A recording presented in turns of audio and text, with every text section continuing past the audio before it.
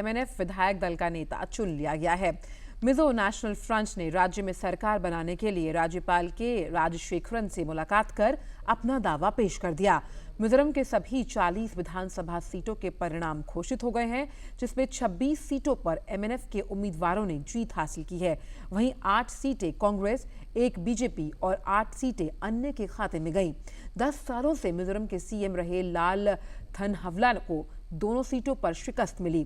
पूर्वोत्तर में अपनी आखिरी किले को बचाने में विफल रही कांग्रेस, तो वहीं भाजपा ने पहली बार मिजोरम में 1 सीट पर जीत दर्ज की है। साथ ही बीजेपी का वोट प्रतिशत भी बढ़ा है। पूर्वोत्तर में कांग्रेस का आखिरी किला मिजोरम पूरी तरह से ध्वस्त हो चुका है। पिछले 10 साल से मिजोरम की सत्ता पर काबिज कांग्रेस को विधानसभा चुनाव में बुरी तरह से हार का सामना करना पड़ा है।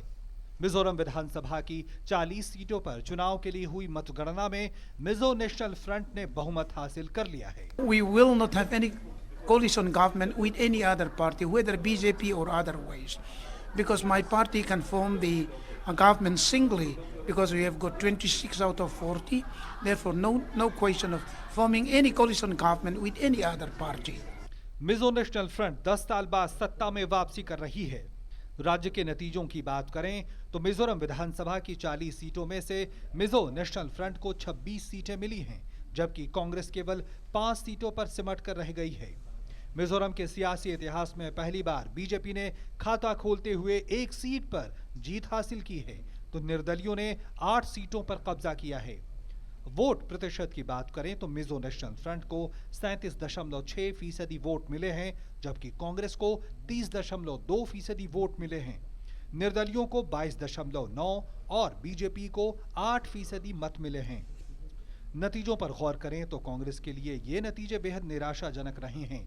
मुख्यमंत्री लाल थनहवला अपनी दोनों चंफाई, दक्षिण और सिरछीप सीट बचाने में नाकाम रहे। कांग्रेस ने 2013 के विधानसभा चुनाव में 34 सीटों पर जीत हासिल की थी, जबकि एमएनएफ 5 सीट पर कब्जा कर पाई थी। एमएनएफ से 2008 में राज्य की सत्ता छिन गई थी। मिजोरम उत्तर पूर्व का आखिरी राज्य था जहां कांग्रेस सत्ता में थी। कांग्रेस नॉर्थ ईस्ट के असम, त्रिपुरा, मणिपुर, मेघालय, अरुणाचल प्रदेश और नागालैंड में सत्ता से पहले ही बाहर हो चुकी है। मिजोरम में जहां कांग्रेस बुरी तरह हारी है, राज्य के चुनाव है, केंद्र का चुनाव केंद्र राष्ट्रीय विषयों पर होता है, राज्य के चुनाव स्थानीय विषयों पर होता है और वहां की स्थानीय नेतृत्व का एक बहुत बड़ा रोल होता है, क्योंकि उसी राज्य के हैं, वहीं स्थानीय नेता होते हैं।